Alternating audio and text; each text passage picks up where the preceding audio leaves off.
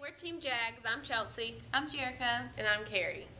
For this, we are presenting our Project 16, where we'll be discussing the different aspects of the class we've learned, parts we want to take to our own class, and general knowledge that we have gained from it.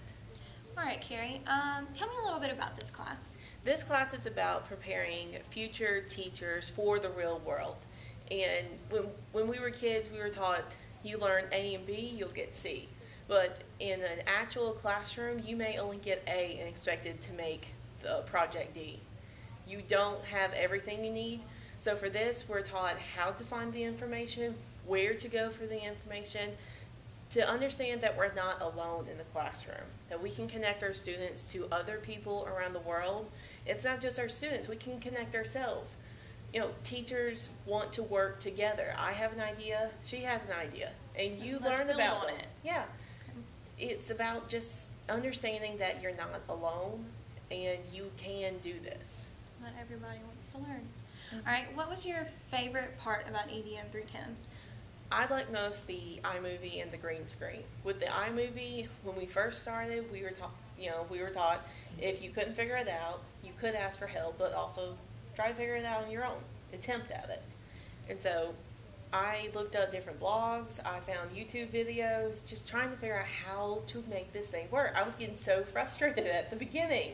I almost broke Professor Strange's own computer because I was so mad.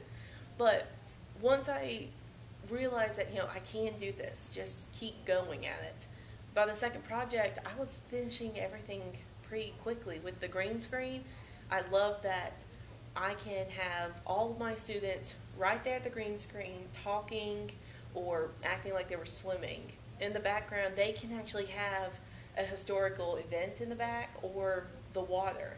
With this, I can take the images or the ideas in their head and give them a tool to make it so that I can see it. Bring in their imagination to life. Mm-hmm. Yeah. Well, what I liked most about it was the comments for kids, teachers, and classmates. I liked comments for kids because the ages could range from kindergarten through 12th grade, and I liked going to their blogs, kids all around the world, different ages, different races, and commenting on their blogs to build them up, bring them confidence, tell them that good job, encouraging them to write more, and help them to be a better student. Comments for teachers, I like that because it was teachers all around the world, so we got to actually go explore teachers that have already become teachers and see what their different techniques around the world are, and see if I can bring them to life in my class also. It's like talking to someone on the front lines. It's right. Like you're far in the back. You can't even see the front lines now.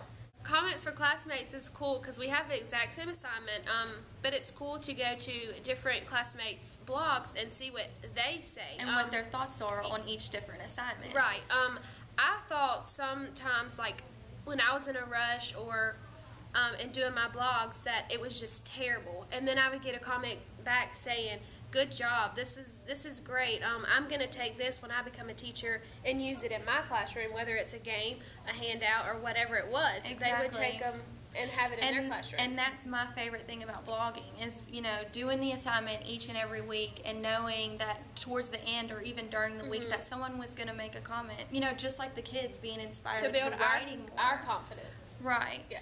And another thing that I really liked just about blogging was each week was a different assignment. We, explored different blogs, had different tasks, went to different links, and it was just so interesting because everything was just so different. And even when everyone summarized theirs and put it onto their own blogs, their own ideas were completely different. Like no one was ever the same, or which was really cool. I liked it. The kids, though, I never realized how excited a child could be over a simple project. Yeah. I get excited over a simple project. Well, this one boy, it was an entire paragraph. No periods, no commas. There were a lot of spelling errors, but you could see he was so excited about this project they were doing. He learned so much about history, and he was talking about how much he wanted to keep learning about it, and it kind of clicked. It may be something small to me, but for a child, that may be what makes them want to learn more. Well, even going to kids' blogs, like some of the kids inspired me. Mm-hmm. Like some of the kids would be like, this is what I like to do this day, and this is what keeps me going. And then I'm like, that's exactly what I need to be like too, and it keeps me going too. And with the vlog, the different videos we would watch, I like the last lecture the most.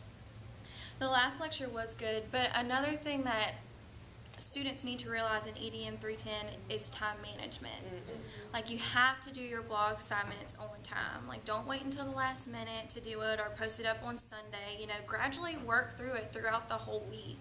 That way you're not stressing at the end. You can have time to do other assignments or focus on other things. And also a big thing is like your errors. There will be less errors in your work if you just take time and slowly build up on it and saving it in your Google Docs.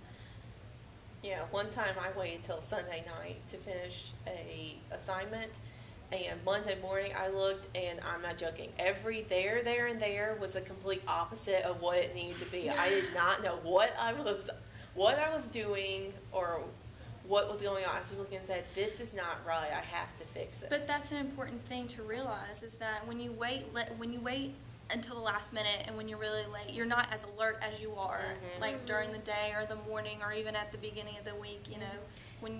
And I know sometimes, like when I'm waiting to do my assignments at the last minute, like sometimes the blogger won't let me post because everybody is trying to post at one time because everybody waits to the last minute. And Blogger won't let me post, so I have to wait. I have to stay up till 11:50, 11:55 in order to post my blog because everybody's trying to post at the same time. Yeah, what I like to do is on Sunday night, I check over, make sure everything's ready, and on Blogger, I go ahead and get all of the assignments ready. I go in, create a post, and title it blog post number 5. I save it, go to the next one, project 3, save it. Just having it all there. So I know that and slowly Monday, building on I can start working on it. But see, another thing also with time management is, not only do you want to make sure you do it on time, but you want to do it on time, so you can make the grade, so you can get that A for that assignment rather than, putting it off, and then all of a sudden you just forget.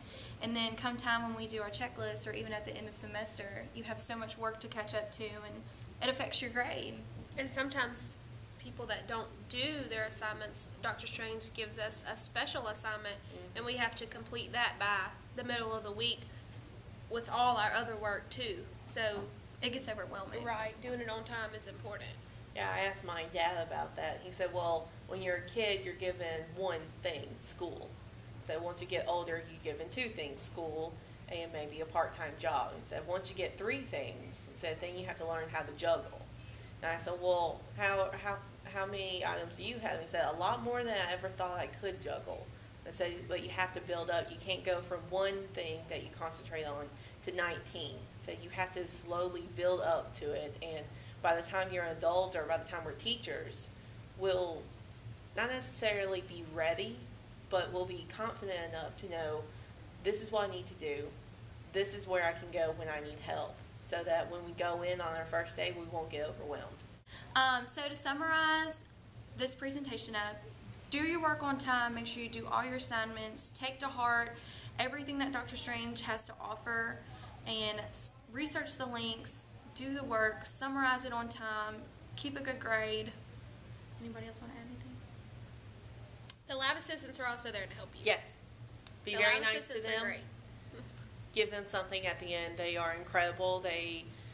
They're many times they're the ones that stop me from breaking the computer. I'm And not joking. soak up all the information that you can, because it'll better yourself and your students in their education. Just keep going. You can do this. I'm Chelsea. I'm Jerica. And I'm Carrie. This is Team Jag signing out. See ya! Bye!